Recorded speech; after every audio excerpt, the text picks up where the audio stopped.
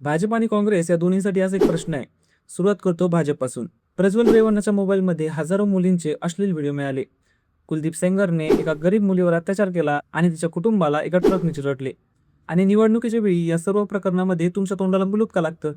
अशा वेळी तुमचा बुलडोझर कुठं जातो? हा बुलडोझर फक्त गरिबांसाठी आहे का? बंगालच्या निवडणुकीच्या वेळी तुम्ही बंगालमध्ये जाऊन म्हणता की आमचं सरकार आल्यानंतर आम्ही जुन्या केस सुद्धा उघडू.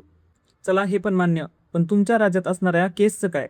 तुमच्या राज्यात सुद्धा अशा खूप केस आहेत ज्या लांबणीवर पडलेल्या आहेत. त्या प्रकरणांचं तुम्ही काय केलं?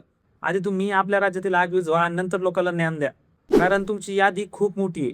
आता बोलूया काँग्रेसबद्दल. राहुल गांधी बोलतात संसदेत जागा वाढवण्याची गरज नाही.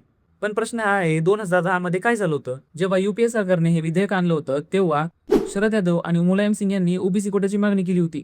तेव्हा काँग्रेसने ही मागणी मान्य करण्यास नकार दिला आणि ओबीसी कोट्याशिवायच हे विधेयक मंजूर केलं. तर आता प्रश्न असा निर्माण होतो की जी गोष्ट त्यावेळी आवश्यक नव्हती ती आज इतकी आवश्यक का झाली? स्वतःला महिलांचा मसीहा म्हणणारा यांच्या पक्षात महिलांचा सहभाग किती आहे तुम्हाला माहिती आहे का? फक्त 13%. आणि मला तर हा विचार करूनच भीती वाटते की जास्त नेते असतील तर जास्त लुटमार होईल. कारण एका खासदारावर वर्षाला जवळपास 55 लाख रुपये खर्च होतात.